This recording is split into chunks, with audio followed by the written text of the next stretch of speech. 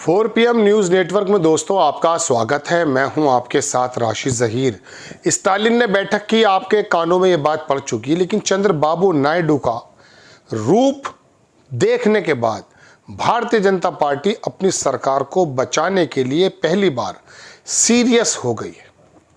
मैं आपको कल बता चुका, हमारे चैनल पे कई हमारे साथियों ने शायद आपको बताया कि जो वक्फ बोर्ड का वक्फ बिल का एक बिल लेकर आना था वक्फ बोर्ड का, उससे बीजेपी चंद्रबाबू नायडू की नाराज़गी की वजह से संभवतः वापस चली गई।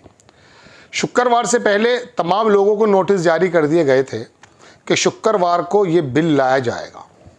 देश के पत्रकार, विपक्ष के तमाम नेता इस बात का इंतज़ार कर रहे थे कि अब ये वक्फ बिल लेकर के आएंगे, चूँकि इनके पिटारे में यही चीज़ें हैं। ये दरअसल सबसे ज़्यादा जो काम करना चाहते हैं वो विशेष समुदाय के लोगों को लिए करना चाहते हैं। पर कैपिटा इनकम बिहार की और महाराष्ट्र की कुछ भी हो जाए, उत्तर प्रदेश की कुछ भी हो जाए, लेकिन ये मुसलमानों के उन बुनियादी मुद्दों को सुलझाकर ही जाएंगे, ताकि इनको शायद ये बुनियाद उनके मैनिफेस्टो में है कि मुसलमान इतना ज़्यादा सच्चर कमेटी के मुताबिक ना परेशान क्यों है। कभी 3 तलाक ले आते हैं, कभी नमाज का टाइम, कभी पलायन, कभी मस्जिद, पता नहीं क्या क्या मामले हैं, और बुरका लेकर आ जाते हैं, औरंगज़ेब लेकर आते हैं। सारे मुसलमानों के मुद्दे तो हैं। अब बात यह है कि इतना प्रेम इनको मुसलमानों से क्यों है।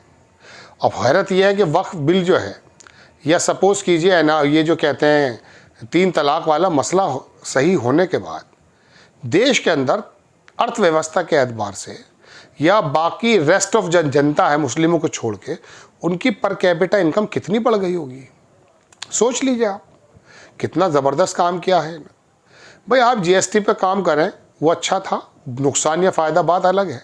आपने नोटबंदी का काम किया, कमर तोड़ दी अर्थव्यवस्था की, बात अलग है, लेकिन आपकी नीयत अच्छी ज़रूर होनी चाहिए, और होगी। आप सोचते होंगे कि किस प्रकार से देश को सक्षम बनाया जाए। ये बात दीगर है कि सरकार में आकर बैठे थे, फुल बहुमत थे, उन्होंने सोचा कुछ कर दिखाएंगे। अमेरिका की जगह रवांडा बना दिया आपने। रवांडा इन द सेंस कि जब दुनिया के दूसरे मुल्क इतनी तरक्की कर रहे हैं, हमारे हालात पूरी दुनिया को मालूम है। खैर, मैं आपके सामने खबर ये लेकर नहीं आया हूँ, मैं लेकर ये आया हूँ कि चंद्रबाबू नायडू ने स्टालिन की बैठक में स्टालिन से भी आगे बढ़ करके कुछ काम कर दिखाया। एक तरफ जहाँ मोदी की सरकार सहजता से दूर चली गई है, सहज महसूस नहीं कर रही है, चंद्रबाबू नायडू का मिजाज देखकर वक्फ बिल पर, ज़बान के मुद्दे पर, डीलिमिटेशन के मुद्दे पर, ऐसे में चंद्रबाबू नायडू क्या कोई बड़ा काम कर सकते हैं। खबरें तो आपके सामने नीतीश कुमार जैसी आनी शुरू हो गई होंगी। अब पलटे यार, जब पलटे यार, न्यू गए यार, वो गए, ये होता है रोज़ाना। यूट्यूबर भी कहाँ से खबरें लाएं, चूँकि आपको थोड़ी सी ऐसी चटकी हुई मसालेदार खबरों की आदत हो गई है। सीरियस जर्नलिज्म आपके इर्द गिर्द गुजरता है तो आप सुनते नहीं हैं। आपसे अब मैं अभी बाज़ार की बातें करने लगूं, जियो पॉलिटिक्स या अर्थव्यवस्था की बातें जितनी मुझे आती है, अगर मैं करने लगूं, तो आपको ज़्यादा खबर इंटरेक्टिव वो नज़र आती है, नीतीश कुमार ने पलटी मारी, योगी आदित्यनाथ हटाएगा। ये बेसिर पैर की खबरें हैं। आपको थोड़ा समझना चाहिए कि मैं चंद्रबाबू नायडू की खबर लेकर आपके सामने आया हूँ, तो उनका एक वक्तव्य है जो तमिलनाडु में स्टालिन ने जो बैठक बुलाई है, उसके अंदर उन्होंने दिया है।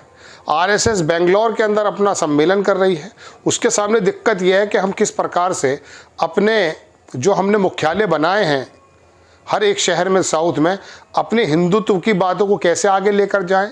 और यहाँ ज़बान का मसला आ गया है, डीलिमिटेशन का मसला आ गया है, वक्फ बिल का मसला आ गया। चंद्रबाबू नायडू कूद करके एनडीए से वहाँ पहुँच गए, वहाँ पर डीके शिव कुमार भी आए, तमाम लोग ये आ गए हैं। तो ये तमाम चीज़ें हैं जिसकी वजह से शुक्रवार को आने वाला बिल चंद्रबाबू के नायडू की वजह से संभवतः पीछे चला गया। ये पहला ऐसा मानकर चलिए कदम खींचने वाला मामला हुआ है कि जिसके बारे में आप सुनते आए कि ये वाकई बैसाखी की सरकार है। वरना वक्फ बिल, इसको तो वो भुनाना चाहते थे। अब हो सकता है कि जब बिहार चुनाव आएगा तब जाकर के आपके सामने फिर दोबारा से गुगली मारी जाए। जो चंद्रबाबू को मुस्लिम आंध्र प्रदेश में उनको मिला है, वो 4% है या 3 है या 5, एग्जैक्टली नहीं मालूम, लेकिन वो खिंच जाएगा, वापस चला जाएगा। तो अब मोदी जी की सरकार अब डलने लगी है वक्फ बिल बोर्ड को लेकर के। जिस प्रकार से देश का माहौल बनाना चाहते थे, चंद्रबाबू नायडू पहली बार अपने वक्तव्यों से, अपने बयानों से सामने आकर खड़े हो गए। अब पता चल रहा है कि मोदी जी डिग जाएंगे।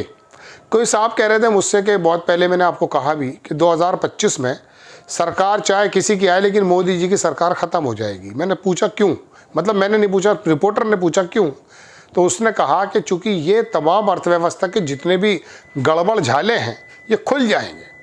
अब धीरे धीरे पता चल रहा है कि आखिरकार साउथ ने क्या किया है अपने लोगों के लिए, और ये जो हिंदी पट्टी के लोग हैं ये क्या करना है। चंद्रबाबू नायडू आंध्र प्रदेश के लोगों के लिए नो डाउट वो जो है थोड़ा सा एनडीए में चले गए और अपना जो है काम कर दिखाया है, लेकिन अब आकर के उनको भी इस वर्ग के बारे में सोचना पड़ेगा। दूसरी बात, आंध्र प्रदेश, और मैं साउथ की बात बताई, मैं आपको जरा सा महाराष्ट्र भी लेकर चलना चाहूँगा। कोई ज़्यादा पोजीशन वाले नेता तो मेरी नज़र में वो है नहीं अजीत पवार, लेकिन फिर भी सीटें तो उनकी आ गई हैं और वो महाराष्ट्र के अंदर शामिल भी हैं। तो महाराष्ट्र के अंदर जो उनकी सीटें आई हैं और वो सरकार में शामिल है, डिप्टी सीएम भी हैं शायद। तो कहने का मेरा मतलब दोस्तों ये कि उन्होंने भी कह दिया मेरे भाइयों को, मुसलमान को भाई बता रहे हैं। अब बीजेपी के जो समर्थक हैं, चंद्रबाबू नायडू हों या नीतीश हों, अजीत पवार हों, ये लोग अगर अगली बगली कर रहे हैं तो ये दिक्कत भारतीय जनता पार्टी के लिए है। महाराष्ट्र को उन्होंने वाकई नया मध्य प्रदेश बना दिया है। हिंदुत्व की लेबोरेटरी गोया के मध्य प्रदेश से निकल करके नागपुर में और जब महाराष्ट्र में आ गई है, वहाँ पर वो आग लगाए जा रहे हैं, लोगों का ऐसा आरोप है। तो ऐसे समय में अजीत पवार ने वहाँ के मुसलमानों के मद्देनज़र जो बयान दिया उसमें उन्होंने बिल्कुल खुलेआम मुसलमानों का पक्ष लेते हुए कहा कि वो मतलब अब उनके पास तो यही वोट है ना शरद पवार से और कांग्रेस से खींचने के लिए, तो उन्हीं की बात उन्होंने की है। लेकिन बात यह है कि ये वाली बात जो है ना तो आरएसएस पर फिट बैठती है और ना बीजेपी के मानकों पे खरी उतरती है। तो ये तमाम लोग अब उछलने लगे हैं, धीरे धीरे ऊपर नीचे होने लगे हैं। इनको मालूम पड़ गया है कि 272 की जगह 234 ही आ गए हैं, 240 पर ये आ गए हैं। अब हमें अपनी परफॉर्मेंस दिखाने का मौका मिल सकता है।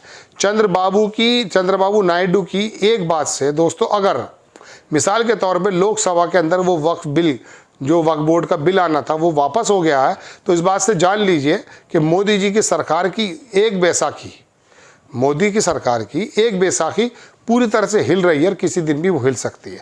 मैं ये नहीं कह रहा हूँ सरकार गिर जाएगी, क्योंकि इनके हाथ बड़े लंबे हैं। आज सरकार गिराओगे तो ईडी और आईडी और सीबीआई दुनिया भर की चीज़ें एक्टिव हो जाएंगी, लेकिन फिर भी हिलाना अब शुरू हो चुका है। महाराष्ट्र में अजीत पवार हिला रहे हैं, तो आंध्र प्रदेश के अंदर चंद्रबाबू नायडू हिला चुके हैं। आपको खबर कैसी लगी अपनी राय कमेंट्स बॉक्स में ज़रूर दीजिएगा। चैनल को सब्सक्राइब कीजिएगा, शेयर कीजिएगा। नेक्स्ट टाइम मैं किसी खबर के साथ हाजिर होता हूँ। जय हिंद।